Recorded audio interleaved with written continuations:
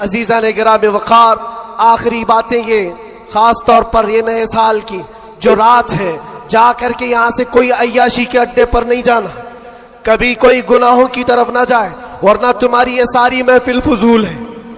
تم نے سال کا آخر بھی اللہ کے ذکر میں بنایا ہے اور سال کا شروع بھی اللہ کے ذکر میں ہے۔ 12 سے پہلے بھی اللہ کا ذکر کر رہے تھے، 12 کے بعد بھی تم نے سال کا آخر بھی محفل رسول میں گزارا، سال کی ابتدا بھی محفل رسول میں گزاری، اور ہو سکے تو کل روزہ رکھ لینا، جس کو طاقت ہو رکھ لینا، نفل ہے، تاکہ سال کی ابتدا اللہ کے اس روزے سے ہو،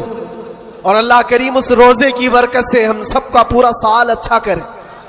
یہاں سے کوئی اڈوں پر تو نہیں جائے گا انشاءاللہ، کوئی اگر جا بھی رہا ہو تو اس کو روک لینا۔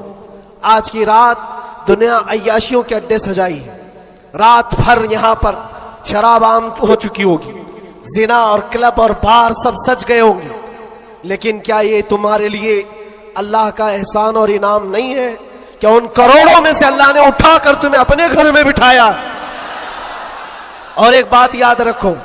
ایک بات یاد رکھو، مجھے کسی سے ملنا ہے تو دن میں مل لیتا ہوں، ٹائم کب دیتے ہیں؟ دوپہر میں آ جاؤ، شام میں آ جاؤ، لیکن کوئی خاص ہوتا ہے تو ہی رات کے 12 بجے ملتا ہے۔ بہت رات میں خاص لوگوں سے ہی ملنے کا موقع نکالا جاتا ہے، ورنہ تو سب کو ٹرکا دیا جاتا ہے۔ میرے عزیزو، رات کے 12 بج رہے ہیں اور رب تعالیٰ تمہیں اپنی ملاقات کے لیے یہاں بلایا ہے، یہ بخشش کے لیے بلایا گیا ہے، یہ رحمت کے لیے بلایا گیا ہے، تو یہاں سے جھولیاں بھر کر کے جاؤ، اور دعاؤں کی قبولیت کے لیے مستجاب الدعوات شخصیت ہمارے پاس ہے، رسول پاک صلی اللہ تعالی علیہ وسلم کی آل موجود ہے، اور یقیناً آج کی محفل پر میں دیکھ رہا ہوں یہ جو رنگ جمع ہوا ہے، یہ جو بھیڑ ہے، یہ ضروری نہیں صرف انسانوں کی بھیڑ ہے، یہ ضروری نہیں ہے کہ صرف لوگوں کی مدن پورا والوں کی بھیڑ ہے۔ تم تو پہچانتے بھی نہیں کتنے اللہ کے فرشتے آتے ہیں محفلوں میں، تم جانتے بھی نہیں، یہ رب تبارک و تعالیٰ کی رحمت کے فرشتے آتے ہیں، اور یہ محفلوں کو ہلکا نہ لو میرے عزیزوں، یہ محفلیں ہلکی نہ سمجھو، یہاں سے بخشش کے وعدے ہوتے ہیں، کتنوں کی دنیا بدل دی جاتی ہے، کتنے تو یہاں سے توبہ کر کے اٹھتے ہیں، کتنے تو علم کا عہد لے کر کے جاتے ہیں۔ اس لیے مجھے یہ یقین ہے اللہ کی ذات سے کہ آج 2025 کی ہماری یہ پہلی محفل کو مولا تعالیٰ 100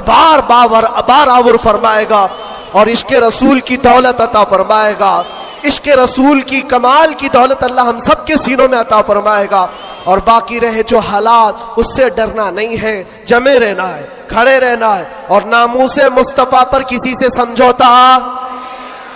نہیں کرنا ہے، اور کوئی غیر قانونی کام بھی جذبات میں آ کر کے اچھل کود کرنے سے نہیں ہوتا، ہوش و حواس کے ساتھ،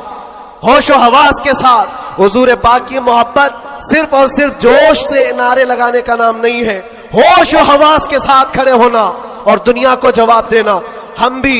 جو یہ بولتے ہیں، لوگوں کو ایسا لگتا ہے صرف جوش میں بولتے ہیں، یہ صرف جوش میں بولتے ہیں، ہاں بولتے تھے لیکن اب ہوش میں بھی بولتے ہیں،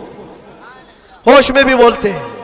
اور ڈر کر کے نہیں، بلکہ اس لیے کہ حضور پاک صلی اللہ تعالی علیہ وسلم کی امت کی خدمت کرنی ہے، حضور کے ناموس کے لیے کام کرنا ہے، اس لیے آپ بھی ہوش سے کام لیں گے، کوئی بھی سر پھرا اٹھ کر کے الگ ایسی ویسی حرکت نہ کریں۔ حضور کی محبت یقیناً امتحان لیتی ہے، لیکن اپنے آپ کو ہلاکت میں ڈالنے کی اجازت بھی نہیں دیتی، اپنے آپ کو یا قوم کو ہلاکت میں ڈالنے کی اجازت نہیں دیتی۔